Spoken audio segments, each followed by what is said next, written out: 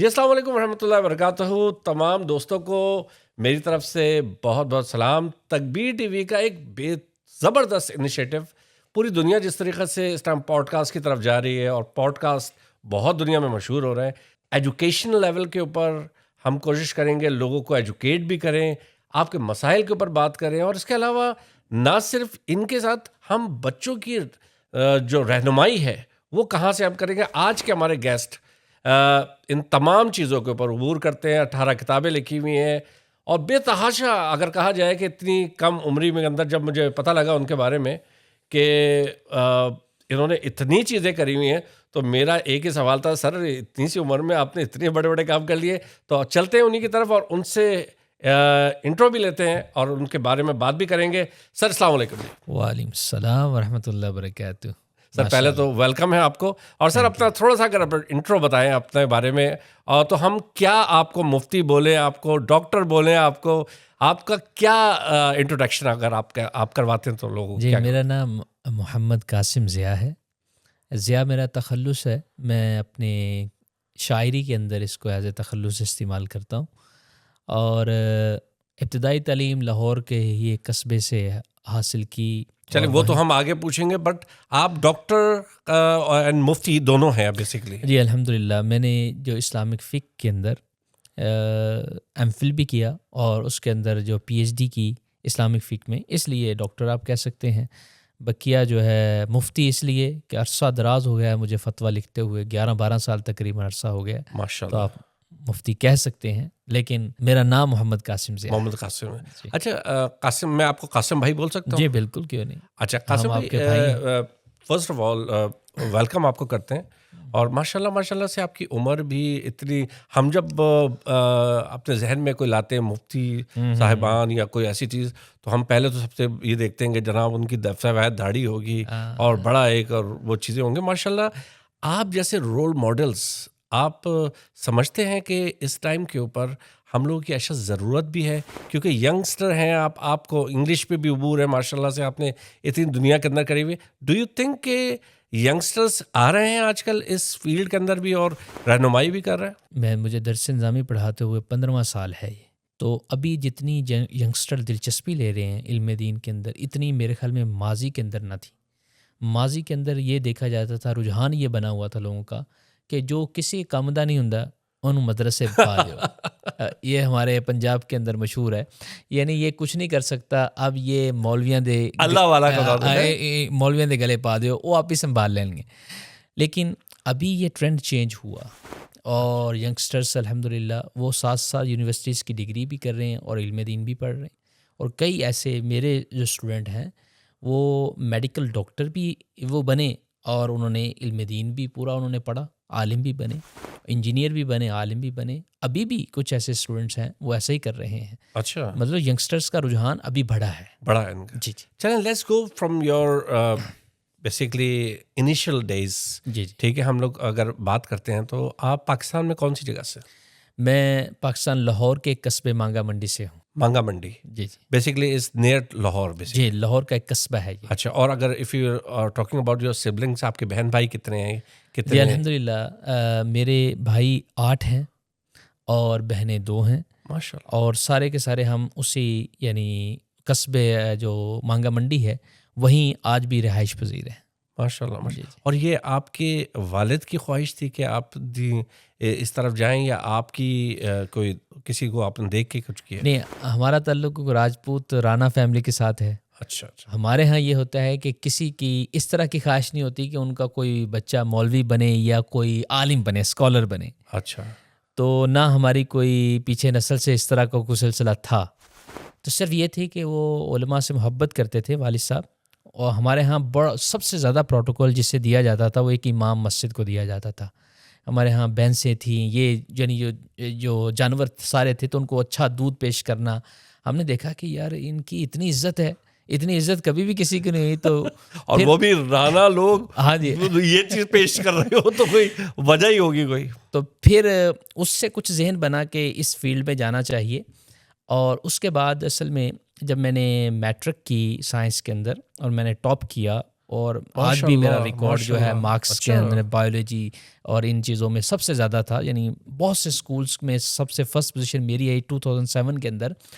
تو پھر F C college Lahore ہے, یہ بہت اچھا کالج ہے, ایسے سمجھا جاتا ہے. انہوں نے مجھے جیسے وہ ٹاپرس کو لیتے ہیں نا کالجز آج بھی کرتے ہیں, تو انہوں نے مجھے ایز اے فری اپنا اسٹوڈنٹ انہوں نے مجھے اسکالرشپ بیس پہ کہا.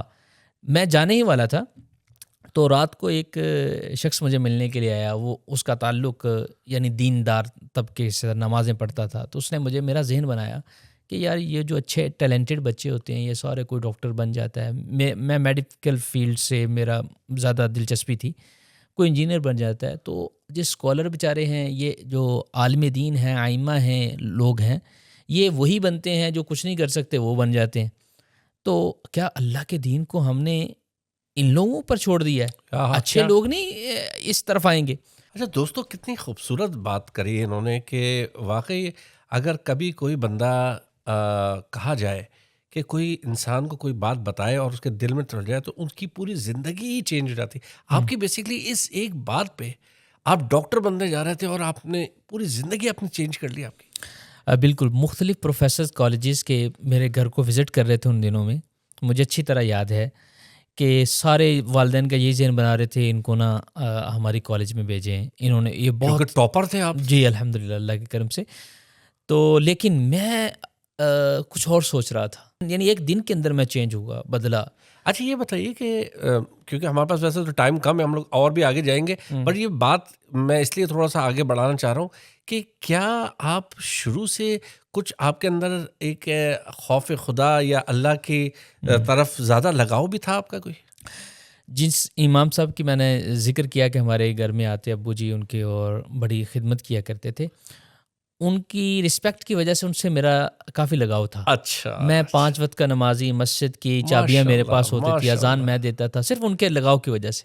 ان سے وہ کافی محبت بھی کرتے تھے. اللہ نے اس ٹائم پہ چن لیا تھا وہ اس حوالے سے شاید ان کی خدمت کی برکت سے, ان کے ساتھ بیٹھنے کی برکت سے اس فیلڈ کے لیے رب کریم نے ماشاء اللہ اللہ نے آپ کو یعنی کہ اس ٹائم چن لیا اور پھر ایک بندہ بھیجا اللہ نے آپ کو کہ وہ راہ کو چینج کرنے کے لیے. تو پھر اس کے بعد پھر آپ نے کہا نہیں جی. تو گھر والوں کا ریئیکشن کیا تھا؟ گھر والے تو کہہ رہے ہوں گے یار تو پیسے والی چیز چھوڑ کے ان جگہوں پہ جا رہے ہو جس میں پیسہ نہیں ہے. تو کیسے اس لیے میں نے کسی سے بھی نہیں شیئر کیا. اپنی ایک میری بڑی بہن تھی, ان سے میں باتیں شیئر کر لیتا تھا. میں نے ان کو بتایا کہ میں نے اب ادھر نہیں جانا, ادھر جانا. وہ بڑی حیران ہوئی کہ یہ تو گھر والے کوئی بھی نہیں مانیں گے. تو میں نے کہا میں نے کب بتانا ہے؟ ان کے نہیں بتائیں گے تو جائیں گے کیسے؟ میں نے کہا وہ انتظام ہو چکا. اسی بندے نے میری ٹکٹ کٹوا دی. یعنی مجھے آج بھی یاد ہے, یہ اس وقت ڈیوڈ وہ بڑی مشہور ہوتی تھی اسکائی والوں کی, تو انہوں نے اس پہ ٹکٹ کروا کہ اسلام آباد سے آگے واکنٹ ہے, وہاں مجھے بھیج دیا دوسرے دن ہی عالم کورس کرنے کے لیے. وہ اس لیے انہوں نے اتنی دور بھیجا, 9 گھنٹے 10 گھنٹے کی ڈرائیو ہے لاہور سے, کہ تاکہ ان کا کانٹیکٹ ہی نہ رہے, ان کو کوئی ادھر ڈسٹرب نہ کر سکے. اور گھر والوں کو بتایا گیا. ڈھونڈا نہیں آپ کو؟ نہیں ڈھونڈا انہوں نے ڈھونڈا. اور تقریباً 1 ہفتے کے بعد میں نے پھر کال کی ان کو کسی کا نمبر سے. اس وقت موبائل فون عام نہیں تھے, تو میں نے ان کو بتایا کہ میری خواہش یہ ہے, میں ادھر آ گیا ہوں. تو انہوں نے کہا کہ آپ نے یہ تذکرہ کرنا تھا, ہم رائے لینی تھی. میں نے کہا مجھے پتا تھا آپ لوگوں نے نہ کر دینی, اس لیے میں نے کسی کو بتایا ہی نہیں. وہ میں نے سارا کچھ اپنے ذمہ لے لیا. وہ جو میرا ذہن بنانے والے تھے ان کے اوپر بھی ڈالا. میں کہ ورنہ والدین ان کے ہاں. خوبصورت اسٹوری دوستو. یہ اندازہ کریں کہ آپ اللہ تعالیٰ جب کسی کو چنتا ہے نا تو ایسے چنتا ہے کہ وہ کہتا ہے کہ بس میری راہ پہ تو نکل جا. اور آج یہ اپنے اس کی راہ پہ نکلے. سر آگے بڑھتے ہیں ہم تھوڑا سا, اور ہم لوگ کیونکہ ٹائم ہم لوگ کا پوڈ کاسٹ کا آپ کو پتہ ہے کم ہوتا ہے اس میں. ایز آئی نو آپ نے وہاں سے آپ نے تعلیمات کی اور چیزیں کری. How do you come into teaching? آپ ٹیچنگ میں کیسے آ گئے پھر؟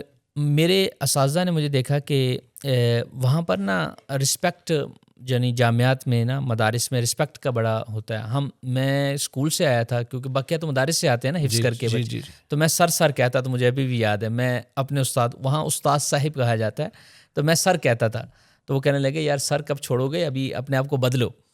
تو انہوں نے مجھے دیکھا کہ یہ نا اچھے پڑھنے والے ہیں. میرے اساتذہ نے پہلے سال میں ہی مجھے کہا کہ آپ نا دوسرے جو پیچھے آئے نا اسٹوڈنٹس, ان کو پڑھایا کریں. تو جب میں نے پڑھانا شروع کر دیا اپنے طالب علمی کے دور میں ہی, میرے 3 ٹاسک ہوتے تھے, ٹائم میں ویسٹ نہیں کرتا تھا, ایوری ڈے کا میرا اسکیجول میرے کمرے پہ لگا ہوتا تھا. حالانکہ یہ کبھی مدارس میں ایسا نہ کبھی ہوا تھا پہلے, نہ کبھی لوگوں نے مجھے دیکھ کے, اسٹوڈنٹس نے, کہ یار یہ اسکیجول بنا کے رکھتا ہے اپنے ٹائم کا, اس ٹائم میں اس نے اسٹڈی کرنی ہے, اس ٹائم میں اس نے مطالعہ کرنا ہے. آپ پرائم ایگزامپل تھے دین اور دنیا کی اسٹڈی والے کے درمیان کے. جی, میں صبح ٹائم جامعہ میں پڑھتا, سیکنڈ ٹائم کالج کے لیے پڑھتا. میں نے اس دوران بھی اپنی کالج کی جو اسٹڈی تھی وہ بند نہیں کی. عموماً یہ ہوتا تھا کہ وہ ایک ہی تعلیم اس پہ فوکس کیا جاتا تھا. میں سمجھتا تھا یہ ٹائم ویسٹنگ ہے. اگر ہم ایک بھی وہ جو شام والا ٹائم ہے اس کے لیے بھی اسکیجول ہونا چاہیے. پھر رات کے بھی 2 گھنٹے میرے اس میں بھی اسکیجول تھا. میں پڑھنے کے لیے ایک اور ٹیچر سے جاتا تھا, اگلی کتابیں پڑھتا تھا.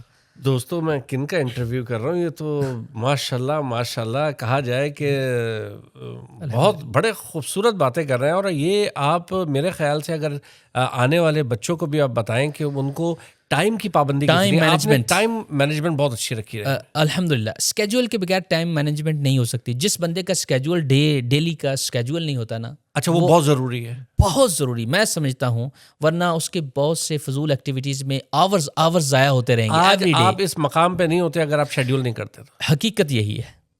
اچھا, اس کے لیے میں نے ایک کتاب پڑھی تھی بشیر جمعہ کی, پروفیسر بشیر جمعہ, شاہراہ زندگی پر کامیابی کا ایک سفر.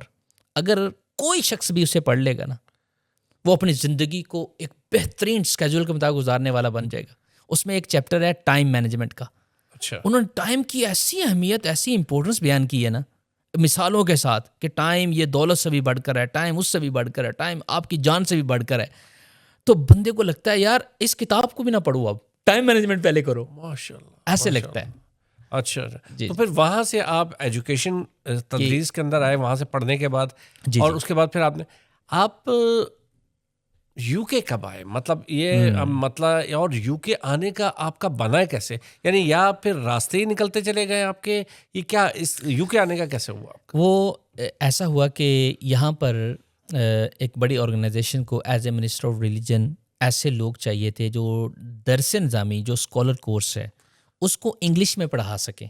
اچھا, تو اس ٹائم میں فیصل آباد کے اندر ایک بڑے جامعہ کے اندر ٹیچنگ کر رہا تھا, درس نظامی پڑھا رہا تھا, لیکن میری انگلش اسٹرانگ تھی, تو میں یہ بھی سروسز دے رہا تھا, لوگوں کو انگلش لینگویج بھی سکھا رہا تھا, انگلش لینگویج. اچھا, کیونکہ یونیورسٹیز کی وجہ سے میری 3 ماسٹرز ہیں. اردو کے اندر لٹریچر میں ماسٹر ہے, عربی لٹریچر میں ماسٹر ہے, اور اسلامک اسٹڈی میں ماسٹر تھا میرا اس ٹائم. تو ایم فل اس وقت میں نے نہیں کیا تھا. تو انہوں نے ٹیسٹ کے لیے لوگوں کو بلایا, تو میں نے بھی سبمٹ کر دی اپنی سی وی جو ہے کہ میں بھی اس کے لیے. انہوں نے ٹیسٹ کیا, کوئی ہمارے 16 ٹیسٹ ہوئے, 100 لوگوں نے اس کے لیے نا ایڈمیشن دیا, یعنی سبمٹ کیے تھے اپنی سی ویز وغیرہ. تو وہ سب فیل ہوتے گئے 4-5 بچے, ان میں سے میں بھی ایک تھا. تو اس طریقے سے یو کے آنے کا سبب بنا. تو آپ اس میں سلیکٹ ہو گئے؟ جی, میں سلیکٹ ہوں. اچھا, اور جب وہاں سے آپ یو کے آ رہے تھے تو گھر والوں کا کیا حال تھا؟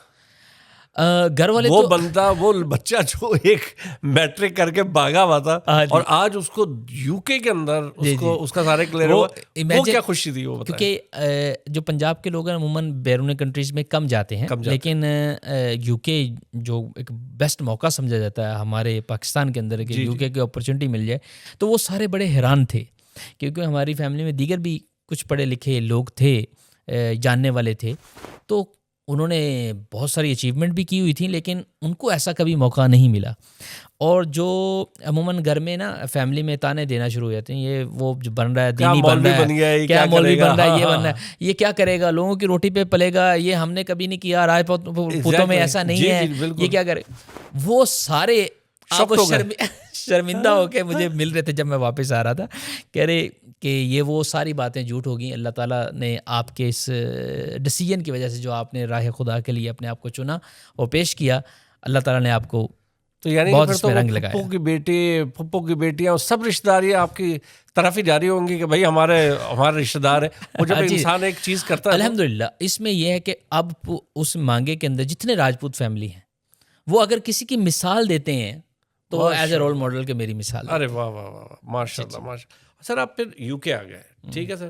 یو کے میں جہاں تک ہماری انویسٹیگیشن اور ہماری جو آپ کے بارے میں نے, اب ہماری ٹیم بیٹھتی ہے باقاعدہ, انہوں نے انویسٹیگیٹ کر کے کی ہے. از دیٹ ٹرو کہ آپ جب یو کے آئے تھے تو آپ کا کوئی جاننے والا نہیں تھا, کوئی جان پہچان والا نہیں تھا، اور آپ یعنی کہ جب آئے یہاں پہ تو بس وہ اسی کے پہ آئے تھے. Is that true basically? میری یو کے اندر کوئی دور دور تک بھی کسی سے کوئی رشتہ داری نہیں ہے، کوئی دور دور تک. یہ ہوتا ہے نا کہ وہ یار ایک بندہ پایا جاتا ہے، آپ کے علاقے کا کوئی بندہ ہے یا فلاں کا، وہ علاقے کا بندہ بھی کوئی نہیں تھا، کچھ بھی نہیں تھا. صرف کوئی اس طرح کی کوئی جان پہچان رشتہ داری نتھنگ، کچھ بھی نہیں تھی. لیکن الحمدللہ اللہ کے کرم سے بحمدللہ میں یہ بات کرتا ہوں کہ آنے کے بعد سے ایک دن بھی میرا ایسا نہیں گزرا جس میں میں فری بیٹھا ہوں. ایک دن بھی میری زندگی کا یو کے میں ایسا نہیں جس میں فری بیٹھا ہوں جس میں نے دین کا کام نہ کیا ہو اپنی کمیونٹی کے لیے. اچھا، ایک یہ کتنا ضروری ہے کہ آپ کی انٹینشن، آپ کی باتوں سے، آپ کی سب چیزوں سے ایک چیز کا مجھے بڑا بخوبی اندازہ ہو رہا ہے کہ آپ کی انٹینشن جو ہے وہ کبھی بھی پیسوں کی نظر پہ نہیں گئی ہے. آپ جو بات کر رہے ہیں کہ میں اللہ اور اللہ کے رسول اور لوگوں کی مدد، یہ فلاح کا جو کانسیپٹ ہے وہ کتنا ڈرائیو کرتا ہے آپ کی ترقی کے لیے، یہ بتائیں سر. مین چیز یہی ہے. پتہ نہیں، میں یہ سمجھتا ہوں میں اگر اپنی تعریف کبھی کروں ایک بات پہ کرتا ہوں، باقی کچھ بھی، کہ میرے دل میں اللہ کے دین کے لیے اخلاص بڑا ہے. واہ، بس یہ اللہ تعالیٰ نے ڈالا ہے. مخلوق خدا کی بس آسانیاں پیدا کرنے میں آپ لگے رہتے ہیں. کبھی آج تک پاؤنڈز کا، پیسے کا کبھی خیال تک بھی نہیں گزرا. یا بعض لوگوں کو ہوتا ہے نا، یار کچھ کروں میں غریب نہ ہو جاؤں، یا میں کوئی پیسہ بناؤں، یا کوٹھیاں بناؤں، جائیدادیں بناؤں، ایسا نہیں ہوا. لیکن اس نیت کے نہ ہونے کی وجہ سے دنیا میری طرف اتنی کھینچی ہے، یعنی مجھے کبھی ایسا نہیں ہوا کہ میں نے کسی چیز کا ارادہ کیا اور میں کر نہ سکا ہوں پیسوں کی وجہ سے. سبحان اللہ، سبحان اللہ، سبحان اللہ. اچھا دوستو، آپ لوگوں کو بتاتے چلیں کہ یہ جس طرح کی ابھی ہم بات کر رہے ہیں اس میں ایک بہت شاکنگ چیز مجھے اور پتہ لگی کہ ایک تو جس سن میں یہ آئے اس کے بعد انہوں نے جو ان کی اچیومنٹس ہیں اس میں چیریٹی آرگنائزیشن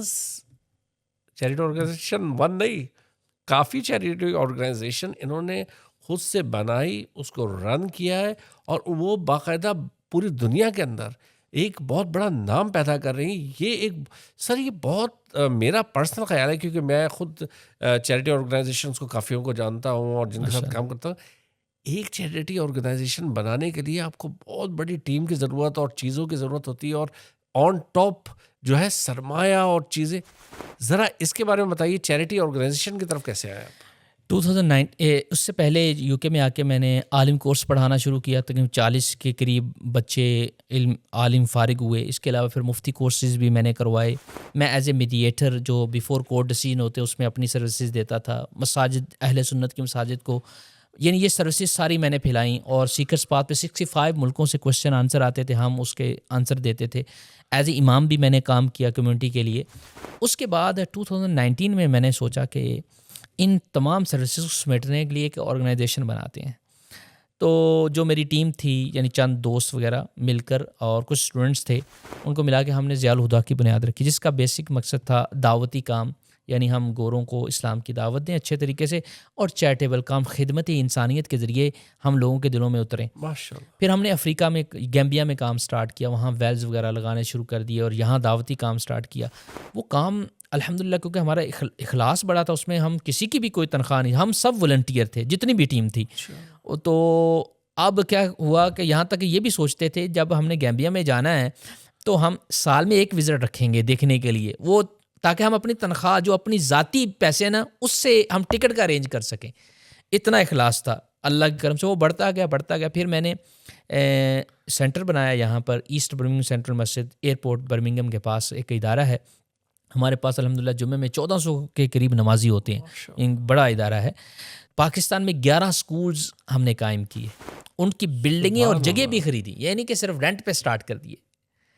بلڈنگ بھی بنائی ہم نے اور جگہ بھی خرید 11 کے قریب، اور ہمارے پاس 900 اسٹوڈنٹس ہیں. لوگ کیسے آپ کے ساتھ جڑے ہیں بیسکلی؟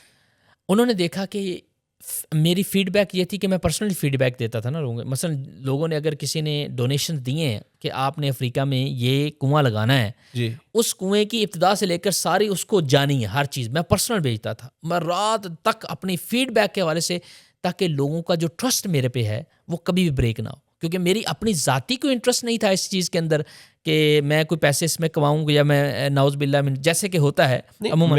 میرا مین سوال یہ تھا کہ جس طرح آپ نے کہا کہ میں ایک ٹائم شپنگ کرتا ہوں, آپ نے چیریٹی کے اندر بھی وہ چیز کو یوز کرا کہ ہم نے 24/7 جب اپنا کوئی کام کر رہے ہیں, واٹ آئی انڈرسٹینڈ کہ آپ نے 100% جب لگاتے ہوں گے کہ میں نے اس کو فوکس کرنا ہے, تو جو لوگ آتے ہوں گے آپ نے سارا ایک سسٹم ایسا اسٹارٹ کر دیا تھا کہ جو لوگ آئیں گے تو ان کو فیڈ بیک میں نے کیسے دلوانی ہے, کس طریقے سے لے کے جانا ہے, میں نے اپنا پورا کا پورا پیپر ورک, گیمبیا میں کتنی چیزوں کی ضرورت ہے, یہ سب چیزیں کے لیے آپ نے کرا ہوا تھا. ایک والنٹیئر ہمارے دوست ہیں حسیب صاحب, وہ والنٹیئرلی پیپر ورک کرتے تھے سارا, اور میں کیا کرتا تھا 4 گھنٹے میں نے فکس کیے ہوئے تھے اپنے ورکنگ آورس کے علاوہ. ورکنگ آور میں ورک اس کے لیے امامت کے لیے کرتا تھا. اچھا, وہ کر رہے تھے اور ساتھ میں آپ نے چیریٹی اسٹارٹ کر دی. ہاں جی, 4 گھنٹے اس کے لیے میں نے لوگوں کو فیڈ بیک, لوگوں کے جو تاثرات لینے اس پہ میں نے لگانے. واہ واہ واہ. تو یہ ہم نے چیریٹی کا آغاز کیا.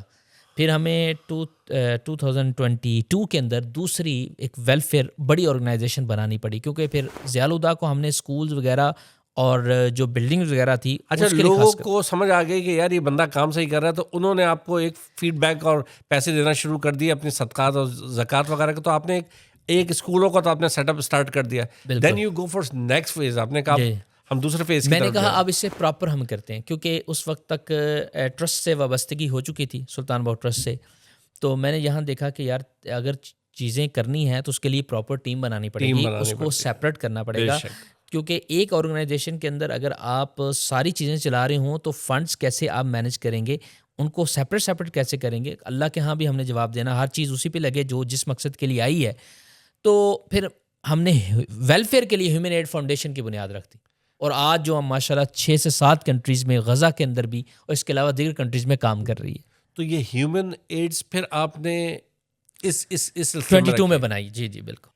یہ تمام چیزوں کے اندر آپ ٹائم مینجمنٹ کیسے کرتے تھے, کتابیں کیسے لکھتے تھے؟ یہ آپ کی کتابوں کے بارے میں بتائیے. 18 کتابیں لکھنا, ایک کتاب لکھنا اتنا مشکل کام ہوتا ہے, یہ کتابوں کا کس طریقے سے آیا ہے؟ جی اس میں یہ تھا کہ میرے پاس امامت تھی اور ٹیچنگ تھی. تو امامت کے دوران یہ ہوتا ہے کہ آپ کو تنخواہ تو مل رہی ہوتی ہے, لیکن آپ کو ہر نماز کے بعد وقفہ ہوتا ہے, آپ کے پاس موجود ہوتا ہے, جس میں آپ کا اپنا ٹائم, ذاتی ٹائم ہوتا ہے. تو اس ذاتی ٹائم کو بھی میں نے اسکیجول بنایا ہوا تھا کہ میں نے 3 سے 4 گھنٹے تحریر کرنی ہے. اچھا. وہ 3 سے 4 گھنٹے میں مکمل تحریر کرتا تھا, میں لکھتا تھا چیزوں کو. اور کوئی کتاب مثلا میں نے شروع کی ہوئی ہے جس کی ضرورت ہو تو اس کو پھر میں مکمل کرتا. تو 1 ماہ یا 2 ماہ میں اس کو مکمل کر کے میں کمپوزر کو پاکستان لاہور کے اندر بھیج دیتا. اور آپ کے دماغ میں آئیڈیا کیسے آتا تھا کہ میں نے کس کے بارے میں یا کس موضوع کے اوپر کتاب لکھی؟ جی مثلاً مین آئیڈیا تو یہ ہوتا تھا مجھے آج کس کی ضرورت ہے. میں نے فیل کیا کہ پبلک یہاں پہ مثلاً آج لوگوں کو آسان انداز میں سیرت رسول اللہ صلی اللہ علیہ وسلم کی سیرت چاہیے. اچھا. آسان انداز میں, وہ کتابیں موجود ہیں لیکن آسان انداز میں ہیڈنگز کے ساتھ جو لوگ پڑھنا چاہتے ہیں.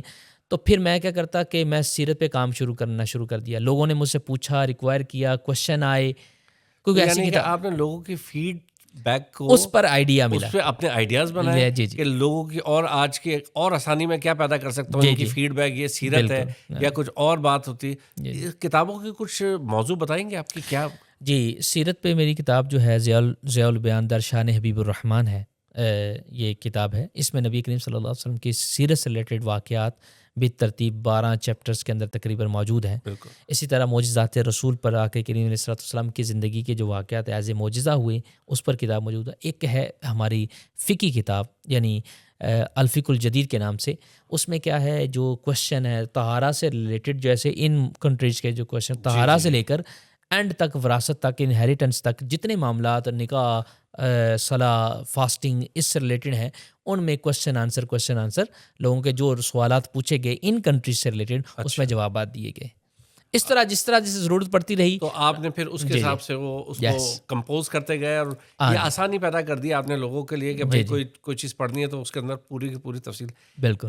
ایک یہاں پہ کیونکہ میں آگے چل کے آپ کو ایک یہاں کے مسائل کے اوپر بھی بات کریں گے, چیزیں کریں گے.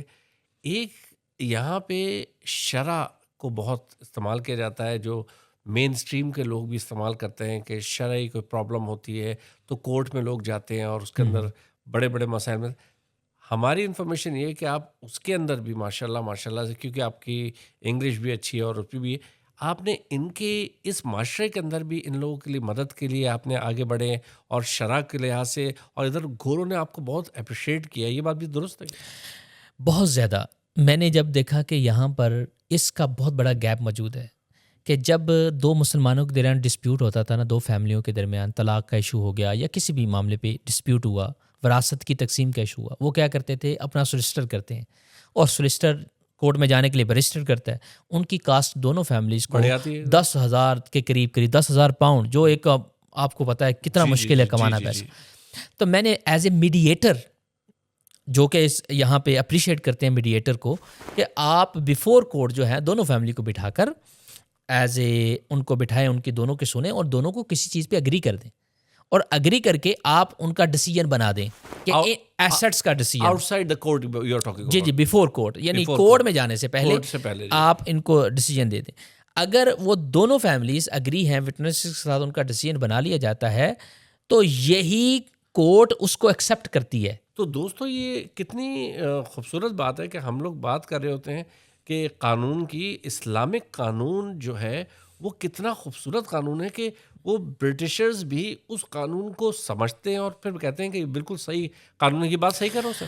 بالکل، کیونکہ بہت سے لوگوں کو اس کی انفارمیشن ہی نہیں ہے. یہ اپنے ٹائم بھی ویسٹ کرتے ہیں، کیونکہ آپ کو پتہ ہے ایک سولسٹر جب اپوائنٹمنٹ دیتا ہے وہ 1 مہینے 1.5 مہینے کے بعد کی دے گا. آپ 1.5 مہینہ تک خجل خراب اور ٹینشن کا شکار رہتے ہیں کہ پتہ نہیں میرے ساتھ ابھی کیا ہوگا. بے شک. اور حالانکہ آپ ایز اے میڈیٹر، کسی بھی اسلامی میڈیٹر کے پاس کوئی مفتی ہے، کوئی اسکالر ہے، اگر اس کو یہ ساری انفارمیشن بھی ہے، اس کے بعد بیٹھتے شاید 3 دن کے اندر آپ کا وہ مسئلہ سلجھا دے، 3 دن کے اندر، اور آپ کی ساری کاسٹیں بیچ میں منفی ہو جائیں. اور جو یہ ڈیسیجن بنائے گا، ایک پراپر ڈیسیجن لکھا جائے گا، جس طرح اس کا کانٹریکٹ کے لکھنے کا طریقہ ہوتا ہے، کیونکہ ہمیں اس کو فالو کرنا پڑتا ہے. پراپر لکھنے کے بعد وٹنسز ڈال کر اسے جب اسٹیمپ کر دیا جاتا ہے تو کورٹ بھی اس کا احترام کرتا ہے. واہ جی، کیا خوبصورت. اچھا، ادھر رائٹ ونگس کے لوگ اور گورے لوگ اس چیز کے خلاف بولتے تو بہت ہیں کہ جی شرعی کے لحاظ سے، بٹ ڈو یو تھنک کہ یہ جو شرعی معاملات ہوتے ہیں جن کے حل کے لیے آپ کے پاس نالج بھی ہوتی ہے، جب غیر مسلم ان معاملات کو پڑھتے ہیں اور ان کو سمجھتے ہیں تو وہ لوگ بھی بڑے متاثر نہیں ہوتے ہوں گے کہ یار یہ کتنا خوبصورت طریقے سے آپس کے اندر معاملات کو سلجھایا جا رہا ہے. یہ بات میں ایز اے چیلنج کہہ سکتا ہوں. جتنا خوبصورت نظام خاندانی معاملات میں اسلام نے دیا ہے، یہ کبھی کسی دین نے پہلے نہیں دیا اور نہ کبھی دے سکتا ہے. جب بھی کوئی خاندانی نظام ہمارا سمجھتا ہے، کوئی بھی گورا اگر کسی گورے کو متاثر کرنا ہے، اسے اپنے خاندانی معاملات کے بارے میں بتائے کہ ہمارے خاندان میں بیوی کی یہ اہمیت ہے، بیٹی کو ہم اس وقت تک سپورٹ کرتے ہیں، بہن کو ہم اس وقت تک سپورٹ کرتے ہیں. آپ ذرا یہ بتا کر دیکھیں. اگر وہ شوق نہ ہو گیا، وہ کہے گا اس سے بیسٹ نظام کوئی ہے ہی نہیں کہ جتنی عورتوں کو عزت آپ لوگوں نے دے رکھی ہے، بیٹی کو آپ کب تک سپورٹ کر دیں. ان کے ہاں تو یہ ہے کہ بالغ ہوئی جہاں مرضی جائے. ہاں، گوروں کو صرف یہ پتا ہے کہ 4 شادیاں، عورتوں کو پتا ہے کہ 4 شادیاں رکھتے ہیں خالی. اور یہ جو حقوق کی بات ہے، یہ کتنا سسٹم. جی وہ سمجھتے ہیں پولیگمی کے کیس کو اٹھا کر، وہ سمجھتے ہیں عورتوں پر ظلم ہو رہا ہے، 4 شادیوں والے پولیگمی سے کہتے ہیں. اس کیس کو وہ اٹھاتے ہیں جان بوجھ کر، ان کے پاس اور اٹھانے کے لیے کوئی چیز نہیں ہے. اصل حقیقت ہے، اگر وہ ہمارے خاندانی نظام کو پڑھیں یا ہمارے خاندانی نظام کو دیکھیں کہ ہم ایک دوسرے کی سپورٹ کتنی کرتے ہیں. ہم اپنی خواہشات سے زیادہ اپنے بچوں کی خواہشات کو ترجیح دیتے ہیں. ایک والد ایسا ترجیح دیتا ہے کہ نہیں دیتا؟ بے شک. اور کبھی کسی بھی ریلیجن کے اندر جو آج موجود ہیں ایسا دکھا دیں کہ اپنی خواہشات پر اپنی بیوی کی، اپنی بیٹی کی خواہشات کو ترجیح دے کے اپنی منی ان پہ لگا رہے ہوں. اور یہ درس کون دیتا ہے کہ آپ کی بیوی جو لقمہ کھائے وہ بھی ایز اے صدقہ ہے، یہ صرف اسلام دیتا ہے. سبحان اللہ، سبحان اللہ. یہ کون درس دیتا ہے کہ آپ کی بیٹی پل رہی ہے آپ کے گھر میں، اور کل قیامت والے نے رسول اللہ صلی اللہ علیہ وسلم فرماتے ہیں ایک بیٹی کی تربیت اگر آپ کرتے ہو میرے ساتھ یوں جنت میں جاؤ گے. یہ کون دیتا ہے تربیت؟ صرف اسلام دیتا ہے. ہمارے خاندانی نظام کو آج بھی، حالانکہ ابھی ہمارا وہ فلی اسلام کے مطابق نہیں ہے، نہیں چلا. آپ کو پتا ہے آج کل کے حالات کتنے چینج ہو گئے. ہم ویسٹرن کلچر کو پریفر کر رہے ہیں مسلمان، لیکن آج بھی اگر کوئی ہمارے خاندان کو پڑھ کر وہ آتا ہے، وہ صرف متاثر آپ کے خاندانی نظام سے ہو کر اسلام قبول کر لے گا. اچھا، ان تمام چیزوں میں قاسم بھائی ایک آپ چیز ہم پھر بیک زیرو پہ چلے آتے ہیں جہاں سے آپ نے اپنی تعلیم حاصل کرنے کے بعد یہ سوچا تھا کہ یار میں لوگوں کے لیے کوئی اچھا کام کروں اور اللہ تعالیٰ جو ہے کتنا مجھ سے راضی ہوگا، اور اسلام کی طرف آئے تھے اب تو اللہ تعالیٰ نے آپ کو اٹھاتے ہی چلے گئے، آپ کو اٹھاتے ہی چلے گئے، آپ کو اٹھاتے ہی چلے گئے اور اس مقام پہ لے کے آ گئے جس کا بندہ سوچ نہیں سکتا۔ اسی طریقے سے جب آپ خاندان کے اندر جب اپنی اولاد کے لیے جب کوئی کام کرتے ہیں اپنی کرتے ہیں، اصل میں وہ اللہ کی مخلوق کے لیے آپ کام کر رہے ہوتے ہو، تو اللہ آپ کو پھر کتنا نوازتا ہے، اور اس کا ریٹرن دین دنیا میں بھی دے رہا ہے، اور آخرت میں کیا کہہ رہا ہے کہ میں تم کو جنت میں یوں ملوں گا کہ 2 بیٹیوں کو کر رہا ہے۔ کتنا خوبصورت بات ہے۔ ابھی تک جو میں نے اپنی سروسز میں چیک کیا کہ کتنے خاندانوں کو ہم سروسز دے چکے ہیں، 10,000 سے زیادہ ماشاء اللہ فیملیز جنہوں نے ہمیں وزٹ کیا۔ یہ یعنی کہ یہ جب سے آپ یہاں آئے ہیں یو کے، جب سے آئے یعنی 2016 میں پراپر سسٹم شروع کیا، 2025 تک آپ تقریباً اوور 13,000 کہہ رہے ہیں۔ نہیں، 10,000 سے زیادہ فیملیز وزٹ کر چکی ہیں اور ان کو ہم سروسز اپنی دے چکے ہیں۔ ماشاء اللہ ماشاء اللہ ماشاء اللہ، یہ تو ایک صدقہ جاریہ والی چیزیں ہیں کہ کتنے لوگوں میں۔ آگے چلتے ہیں سر، اب ہم لوگ بالکل اینڈ کے سیشن کے اندر ہیں، اور اس میں ہم نے الحمدللہ آپ کا بہت ساری چیزیں آپ کی ایکسپلور کری ہیں، آپ کی چیزوں کو پتہ لگا ہے۔ Let's go to talk about, ہم لوگ تھوڑا سا اسلامک معاشرے کے اوپر بھی بات کرتے ہیں، اور یو کے میں رہنے والے لوگوں کے اوپر بھی بات کرتے ہیں۔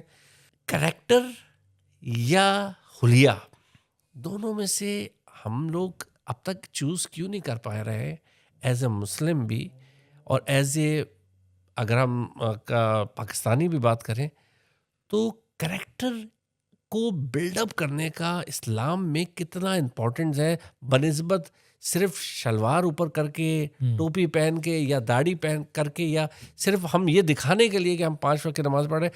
کریکٹر کو ہم لوگ کا کتنا اسلام کے اندر امپورٹنس دیا گیا ہے؟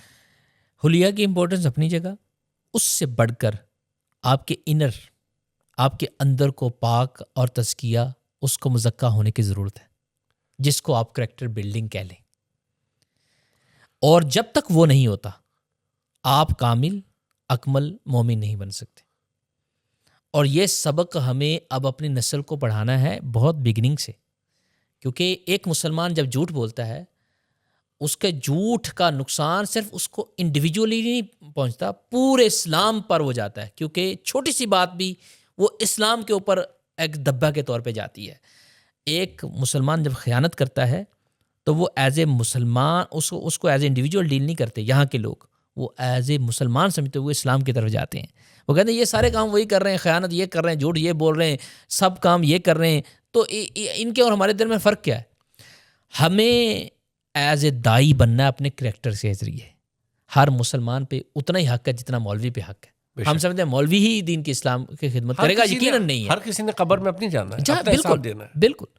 اور ہر مومن کو دائی ہونا ہے، کیونکہ رسول اللہ صلی اللہ علیہ وسلم کا جو فرمان ہے نا، کلکم رائی، تم میں سے ہر ایک رائی ہے، ہر ایک لیڈر ہے تم میں سے، ریپرزینٹیٹیو، ہاں ہر ایک لیڈر ہے، اور اس سے اس کی رعایا کے بارے میں سوال ہوگا۔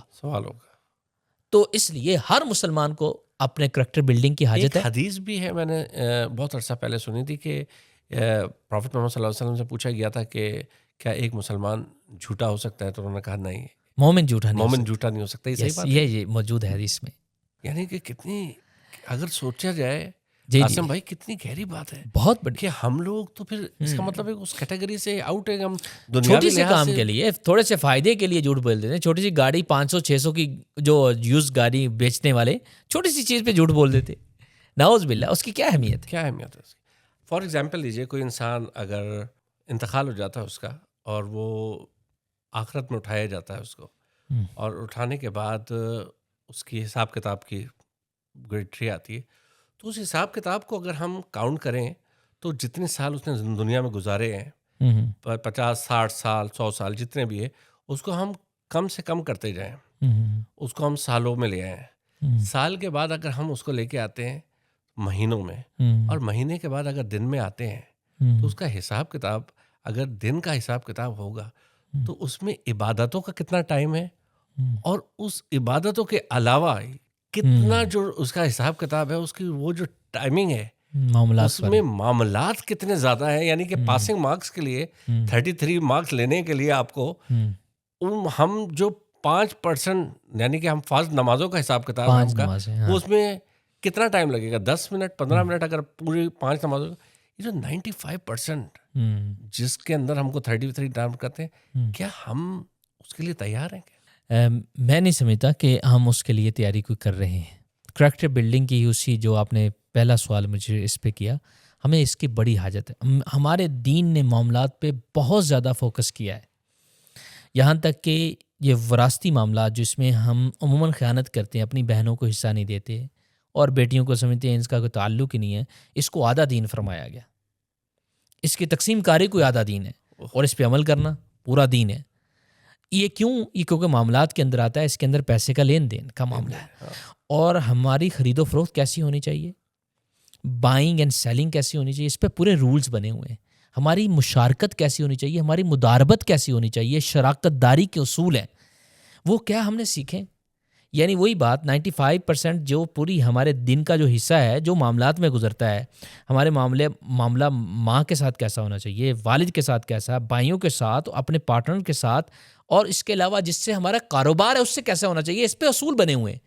ہم نے سیکھے تک نہیں, ہم عمل کیسے کریں گے, اس کو اپنی زندگی میں لائیں گے کیسے, اس پہ بہت زیادہ فوکس ہمارے دین نے کیا ہے. اگر قاسم بھائی آپ یہی چیز ذرا اپنے کیمرے میں ہمارے ناظرین کو ایک آسان الفاظ میں اگر آپ سمجھانا چاہیں تو کیسے ہم کو بھی, ہمارے لیے بھی اصلاح ہوگی, کس طریقے سے ہم سمجھائیں کہ 95% ہی 33 مارکس لینے کے لیے بہت امپورٹنٹ ہے. ہم 5% کو, اور وہ بھی ہم اس پہ چل رہے ہیں جس کا ہم کو پتہ نہیں ہے. ہم جب کبھی کوئی نماز پڑھتے ہیں تو ہم ایسے اکڑ کے آ رہے ہوتے ہیں کہ ہم نے اللہ معاف کرے کہ ہم نے کوئی بہت بڑا کوئی اجر کر لیا ہے. یہ تو اللہ تعالیٰ نے ہم کو ہمارے بخشش کے لیے نماز دی ہے کہ میں تجھے بخشنے کے لیے کر دوں گا. کیا کہیں گے روز مرہ یہ 95% دوستوں, یہ جو بات میں کر رہا ہوں نا کہ آج اگر ہم کو اللہ اگر لے جائے اور اٹھا لے اور آخرت میں کھڑا کرے گا تو یہ 95% ہمارا صبح سے جو سٹارٹ ہوتا ہے, ہم نے پڑوسی کے ساتھ کیسے برتاؤ کیا ہے, ہم نے اپنی بیوی کے ساتھ کیسے برتاؤ کیا, ہم نے اپنے بچوں کے ساتھ کیسے برتاؤ کیا ہے, اس کے بارے میں سر اگر آپ کچھ رہنمائی کرنا چاہیں سر. جی بالکل. جو ہمارے معاملات ہیں نا ایک دوسرے کے ساتھ, اس میں پاس ہونا بہت ضروری ہے. عبادات کی اپنی جگہ اہمیت ہے, ہم نے وہ بھی کرنی ہے اپنے رب کریم کی رضا اور خوشنودی کے لیے, لیکن اس سے بڑھ کر حقوق العباد ہے. اس سے بڑھ کر یوں حقوق العباد ہے کہ حق آپ نے کسی کا کھایا ہے, جب تک وہ معاف نہیں کرتا تب تک آپ کی خلاصی نہیں ہے. حج میں حدیث پاک میں آیا, حج کر کے آتا ہے نا بندہ, اس کے سارے گناہ معاف ہو جاتے ہیں, ایسے جیسے ماں کے پیٹ سے آج پیدا ہوا. لیکن قرضہ دینا ہے نا, وہ تب تک معاف نہیں ہوگا جب تک دے گا نہیں. ہاں جی, ایک اس کا بالکل اتنے سخت اس کا حکم ہے. اگر کسی کو گالی دی ہوئی ہے وہ جب تک نہیں معاف کرتا اس کو یہ معاف نہیں ہوگا. آج ہم اگر کوئی ہمیں گھور کے دیکھے نا, جب تک ہم 10 تھپڑ نہیں لگاتے اسے, ہمارا غصہ ٹھنڈا نہیں ہوتا. تو کیا مطلب, اندر دل مزکا نہیں ہے, دل پاک نہیں, دل مسلمان نہیں. تم سب کچھ ہو, بتاؤ مسلمان بھی ہو. وہ اقبال نے جو کہا تھا, افغان ہو, یہ ہو, وہ ہو, سید ہو, مسلمان ہو کہ نہیں مجھے یہ بتاؤ, مجھے غرض مسلمانی سے ہے. تو جب تک انر سائڈ اصل اسلام داخل نہیں ہوتا, ہماری کریکٹر بلڈنگ کا سٹارٹ بھی نہیں ہو سکتا. قسم میں کسی ایک عالم نے, میں نے کہیں سنا بھی تھا کہ کہیں بھی قرآن میں یہ ذکر نہیں کہ آپ اتنی نمازیں پڑھ لو, اتنے حج کر لو تو جنت میں تم کو ملیں گے. ماں باپ کے حقوق کے اندر ادھر گواہی دی گئی ہے, جس طرح آپ نے ابھی 2 لڑکیوں کی بتایا ہے, اس میں اشارہ بھی ہوئے اور اس کے اندر بولا بھی گیا ہے کہ آپ کو جنت دی جائے گی. یتیم کی کفالت کے حوالے سے دیکھیں, یتیم کا مال کھانے والے کو قرآن نے کیا کہا ہے, اپنے بطون میں تم آگ جہنم کی بر رہے ہو, آگ بر رہے ہو. اتنا سخت سٹینڈ لیا ہے قرآن نے, اتنا سخت سٹینڈ لیا ہے. وراثت کے جو پورے قوانین پر عمل نہیں کرتے, یعنی اس میں مال کھا جاتے ہیں. اس کو میں کہتا ہوں سویلائزڈ ڈکیٹی, بڑی مہذب ڈکیٹی کرتے ہیں ہم. باہر میں مال لوٹ کے لائیں گے, لوگ کہیں گے یار ڈکیٹ ہے بھائی, یہ کوئی مہذب بندہ نہیں ہے, اچھا بندہ نہیں ہے. ہاں ہاں بالکل. ماں ادھر بہن کا سارا مال اس سے جا کے انگوٹھے لگوا لیے, مہذب ڈکیٹی ہے. بے شک. شریف انسان کی طرح جو ڈکیٹی بندہ کرتا ہے نا, یہ وہ ہے ڈکیٹی. اچھا ایک بات اور بھی آتی ہے کہ ہم کو اپنے ارد گرد کے اندر بھی اگر انصاف کی بات کی جائے تو کیا آپ سمجھتے ہیں کہ ماں سے لے کے باپ سے لے کے بچوں سے لے کے اگر جب کبھی انصاف کی بات آتی ہے تو ہم اپنے بچوں کو چھپاتے ہیں کہ یار یہ تو بچہ ہے, اس نے ایسا نہیں کرا ہے, ایسی چیز نہیں کری. ان سب کا بھی حساب کتاب ہوگا کہ تم نے اپنے بچوں کی برائیاں چھپائی, اپنی چیز. ہم کو کتنا اوپن ہونا چاہیے, صرف اس نظر سے دیکھنا چاہیے کہ ہم نے ایک دن اللہ کے سامنے کھڑا ہونا ہے اور یہ جواب اللہ کو دینا ہے ہم نے کہ یہ جو بات ہوئی ہے. ہم ایز اے معاشرے کے اندر اپنے گھر سے کہاں سے سٹارٹ کرنی چاہیے؟ جو بندے کو منصف ثالث بنایا جاتا ہے نا, اس کی ذمہ داری بڑھ جاتی ہے اسلام کی نظر میں. ثالث, گھر میں دو بچوں نے ثالث بنا لیا, دو بہنوں نے آپس میں ابو کو ثالث بنا لیا, فیملی نے کسی کو ثالث بنا لیا, جج بن گیا. کل قیامت والے دن یہ آئے گا نا تو دونوں ہاتھ اس کے پیچھے بندھے ہوں گے. اس نے اگر سچا انصاف بھی کیا ہے, سچا انصاف بھی کیا ہے, اس نے سچا جج بھی تھا, یہ بندے ہوں گے اور یہ خواہش کرتا ہوگا کاش میں نے دنیا میں ایک کھجور کا فیصلہ بھی نہ کیا ہوتا. اتنا سخت معاملے اس حوالے سے ہیں. جب ہم سائڈ لیتے ہیں نا, دوسرے کا دل دکھتا ہے. کیا اس کے پوچھ کچھ نہیں ہوگی؟ دل ازاری کرنے والے کے لیے حدیث ہے, من ازا مسلمان, جس نے مسلمان کی اذیت دی ہے نا کسی بھی, اس نے رسول اللہ صلی اللہ علیہ وسلم نے فرمایا مجھے اذیت دی, اس نے اللہ کو اذیت دی. تو کیا یہ کسی کا, جب ہم باعث ہوتے ہیں, ہمیں منصف بنایا گا دونوں فیملی نے, ہم باعث ہو جاتے ہیں کسی وجہ سے بھی, تو اس وقت ہم ناانصافی کر کے حرام کام کر رہے ہوتے ہیں, ایسے ہی حرام جیسے الکوہل پینا حرام ہے. کیا یہ معاملات لوگ جانتے ہیں؟ بہت بہت قاسم بھائی, آپ کی جو باتیں ہیں اللہ کرے ہم سب جتنے لوگ دیکھ رہے ہیں ان کے دلوں پہ لگے اور ہم معاملات کو اپنے سیدھا کر لیں, اپنے معاملات کو, کیونکہ اللہ کو راضی کرنا ہے تو ہم کو اپنے معاملات کے اندر سیدھا رکھنا پڑے گا. ان دی اینڈ میں ہم اگر ایک تھوڑی سی بات کریں کہ ہم دیکھیں جب دوسرے ممالک میں آتے ہیں تو ادھر جس طرح آپ نے بات کہی ہے کہ آپ اپنے آپ کو نہیں, آپ اللہ کے دین کو ریپرزینٹ کر رہے ہوتے ہیں. جی جی بے شک.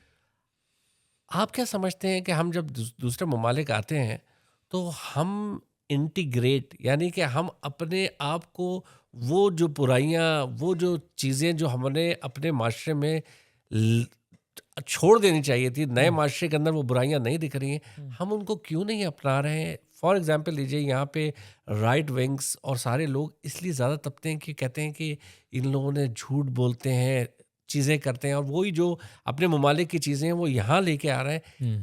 ہم لوگوں کو اس چیز کے لیے دوسرے ممالک میں آ کے اور زیادہ اپنے آپ کو اچھا اخلاق اور سب چیزیں کرنے کی کیوں زیادہ ضرورت ہے؟ کیا آپ سمجھتے ہیں کہ اس ٹائم کے اوپر ہم لوگوں کی آئی ویکننگ ہونی چاہیے بیسکلی؟ نہیں, بالکل ہونی چاہیے. اسلام وہ ریلیجن ہے جو آپ کو اپنے جسم کی پاکی کے اصول بھی دیتا ہے. صفائی کو نصف الایمان کہتے ہیں.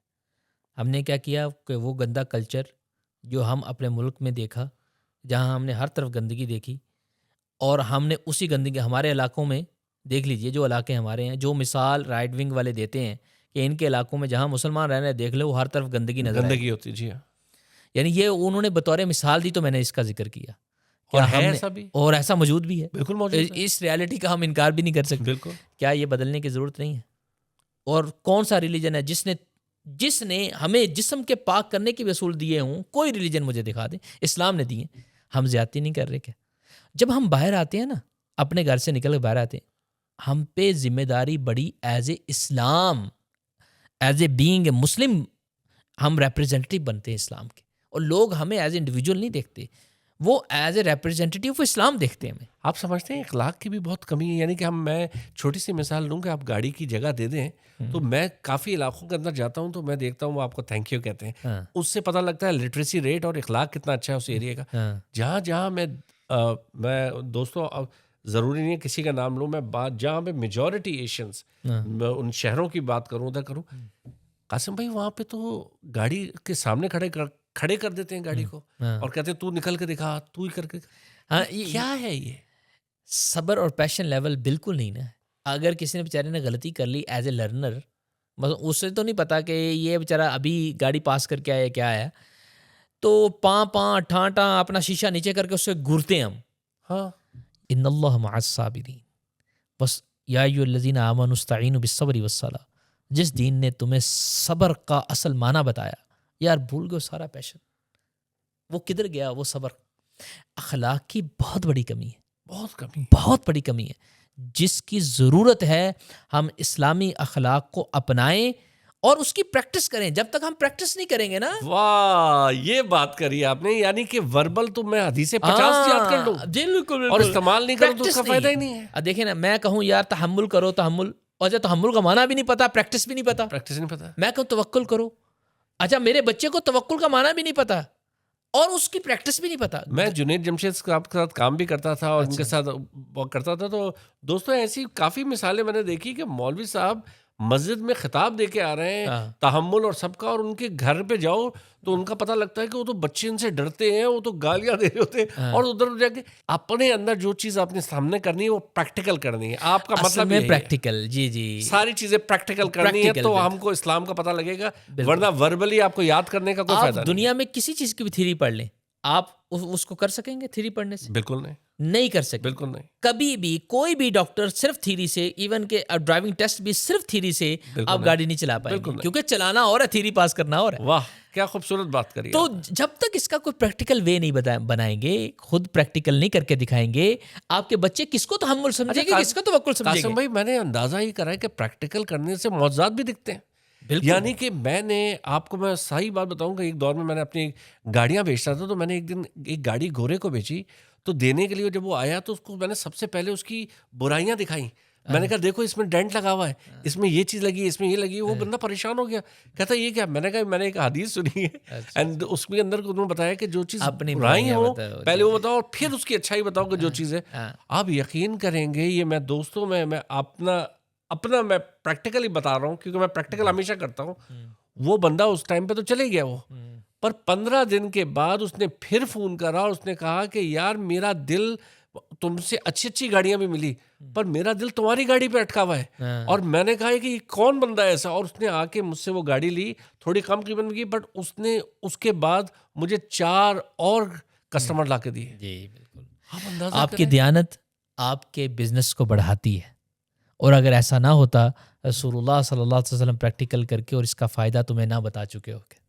یہ سارا اللہ کام سے تجارت کوئی غلط نہیں ہے. آپ اللہ کی چیزوں پہ چل رہے کہیں بھٹکو گے نہیں. ہاں کبھی آپ نقصان نہیں کریں گے. ان دی اینڈ سر قاسم بھائی مجھے تو دل چاہ رہا ہے کہ یہ پوڈ کاسٹ چلتا ہی رہے اور ہم اسی طریقے سے بہت ساری چیزیں سیکھیں. رول ماڈلز اگر دیکھا جائے تو you are one of them. In the end میں اکثر و بیشتر دوستوں کو بھی مثالیں دیتا ہوں اور چیزیں کرتا ہوں کہ اگر ہم کوئی ایک ایسے لکھتے ہیں تو اس ایسے کے اندر سب سے امپورٹنٹ چیز کیا ہوتی ہے، اور میں اکثر و بیشتر لوگوں سے پوچھتا ہوں کیا ہے، تو کچھ کو اور بتاتا ہے، کوئی کچھ اور چیزیں بتاتا ہے. جو مجھے ایک میں نے اپنی تھیوری بنائی ہے کہ جب آپ جملے بہت سارے لکھتے ہیں تو ان سب جملوں کے اندر ایسے کے اندر فل اسٹاپ بہت ضروری ہے. اور فل اسٹاپ کرتے کیوں ہیں کہ جب آپ فل اسٹاپ لگاتے ہو تو آپ پھر اینڈ سے جملہ واپس پڑھتے ہو اور پھر اگلے جملے کی طرف جاتے ہو. یہ جو فل اسٹاپ ہے شکر اللہ، جب ہم شکر اللہ کرتے ہیں تو ہم پیچھے دیکھتے ہیں کہ بھائی ہم کیا تھے اور پھر ہم آگے بڑھتے ہیں. شکر اللہ کتنا ضروری ہے آپ کی نظر میں کہ آپ کی جو ہزاروں لوگ آپ کو دیکھ رہے ہوں گے ڈپریشن میں ہیں، چیزوں میں ہیں، ان کو بتائیے ذرا یہ شکر اللہ کا کرامت کیا ہے، اور جب اللہ تعالیٰ شکر کرنا شروع کر دیتے تو اللہ کہاں لے کے جاتا ہے آپ کو. شکر کا کنسیپٹ یہ ہے کہ آپ اپنی جتنی بھی اچیومنٹ ہیں آپ اپنے رب کریم کی طرف منسوخ کر رہے ہیں، کیوں تبھی تو شکر کر رہے ہیں نا کہ یا اللہ تیرا ہی شکر ہے، میرے تو کچھ بھی نہیں، اور میں ہوں واقعی بھی نہیں، میں تو عکس ہوں، ریالٹی ہے ہی نہیں، کچھ بھی نہیں ہے. تو اسی کی نعمتوں کا آپ شکر ادا کرتے ہیں جس نے یہ سب کچھ آپ کو دیا اور آپ کے لیے اسباب پیدا فرمائے. تو شکر کا کنسیپٹ اصل یہی ہے، جو بندہ شکر کرتا ہے اس کی نعمتوں میں کبھی کمی آ نہیں سکتی، کیونکہ قرآن کا فرمان 2 تاکیدوں کے ساتھ ہے. لئن شکرتم 2 تاکیدیں ایمفیسائز کر کے، اگر تم شکر کرو گے لازیدنکم، لام تاکید کا ہے، ضرور رب تمہاری نعمتیں بڑھائے گا. یہ فائنل اسٹیٹمنٹ ہے رب کریم کی. اور اس کے لیے یہ بھی نہیں کہا مسلمان کرے گا تو ایسا کرے گا، فلاں کرے گا تو یہ ہوگا، فلاں نہ، کوئی بھی اگر وہ اپنے رب کریم کا شکر ادا کرتا ہے اور رب کو کسی طریقے سے وہ مانتا ہے، اس کی نعمت بڑھے گی. واہ واہ واہ واہ، بڑی خوبصورت بات کری. اور ان دی اینڈ میں ایک حدیث بھی ہے نا کہ جس میں کہ ہم نے آپ کو تمام جہانوں کا پروردگار بنا رکھا. ایک ذرا وہ بھی ذرا کلیئر کر دیں کہ ہم گوروں کو دیکھ کے کافر کہہ دیتے ہیں یا ان سے نفرت کے عنصر میں جاتے ہیں. کیا ایز اے مسلمان ہم کو کسی سے نفرت کرنی چاہیے یا ہم کو ہر چیز اللہ کی مخلوق سمجھ کے پیار کرنا چاہیے؟ اسلام محبتوں کا دین ہے. یہ نفرت کو کم کرتا، محبت کو عام اور امن کو عام کرنے کا درس دیتا ہے. سب سے بڑا نظام عدل اور امن اسلام نے ہی پیش کیا، اور وہ کیا ہے؟ ہر بندے کو انصاف ملنا چاہیے، ہر بندے کا جو حصہ ہے اس کو ملنا چاہیے، اور تبھی امن رہ سکتا ہے. ورنہ کیا، جب بھی آپ کسی کے حصے کی طرف سوچیں گے تو وہ کیا کرے گا؟ وہ لڑے گا آپ سے. لڑے گا. اور پیار کرنا چاہیے ہم کو، بالکل کسی کرنا بھی چاہیے، رنگ ہو، کوئی بالکل بھی. کرنا ہم نے چاہیے. یہ سوچنا مخلوق چاہیے خدا کہ یہ سمجھتے ہیں. بنانے والا تو وہی ہے. بے شک. وہ آج اگر کسی اور کے گھر میں پیدا ہو گیا، کفار بن گیا ہے وہ، جی جی، تو ہم کیا نفرت کریں اس سے؟ وہی نا ان کے حدیث میں ہے نا، اس کے والدین اس کے جس گھر میں آیا اس کو یہودی یا نصرانی بنا دیا. اللہ کی مخلوق ہونے کے ناطے اپنے اخلاق کو پیش کریں. ہو سکتا ہے آپ کے اخلاق سے متاثر ہو کہ کل وہ آپ کے ساتھ ہی بیٹھا ہو، وہ آپ کے ساتھ ہی مسجد میں موجود ہو. بے شک. تو متاثر کریں لوگوں کو محبت کے ساتھ. اور ہم کو اس معاشرے میں لوگوں سے ملنا بھی چاہیے. بالکل ملنا چاہیے. اپنے گھروں میں بھی اگر آپ دعوت دیتے ہیں بلانا چاہیے. کوئی حرج نہیں، کوئی حرج نہیں، بالکل کوئی حرج سر بہت بہت شکریہ قاسم بھائی. اور آپ یقین کریں گے کہ اس طرح کی ڈبیٹس اگر ہوں، اس طرح کے پوڈ کاسٹ ہوں، اس طرح کی چیزیں ہونا، ایک تو ایمان بھی تازہ ہوتی ہے اور ایجوکیٹ ہونا ہم لوگوں کو بہت ضرورت ہے. میں نے بہت ساری آپ سے چیزیں سیکھی. اور شیڈیول والا تو آپ کا بہت ہی اچھا تھا. اگر آپ اپنا وہ صاحب کا نام لینا چاہیں جو صاحب نے آپ کو اس راہ پہ ڈالا ہے، تو ان کا نام لے لیں، کیونکہ ان کی وجہ سے آج آپ ہمارے لیے بھی کر رہے ہیں. ان کا نام زاہد صاحب ہے، مانگا منڈی سے ان کا تعلق ہے، اور وہ ہمارے محسن اور ہمیشہ رہیں گے، ہمیشہ رہیں گے. ماشاء اللہ سر، بہت بہت شکریہ آپ کے ٹائم کا. اور انشاءاللہ کسی اور پوڈ کاسٹ میں اور کسی چیز میں ہم کسی مسئلے کے اوپر ضرور بات کریں گے. اور آپ کا ٹائم لیں گے. بہت شکریہ. بہت شکریہ آپ سب لوگوں کا، بہت بہت شکریہ. اور انشاءاللہ نیکسٹ ملتے ہیں کسی اور پوڈ کاسٹ میں.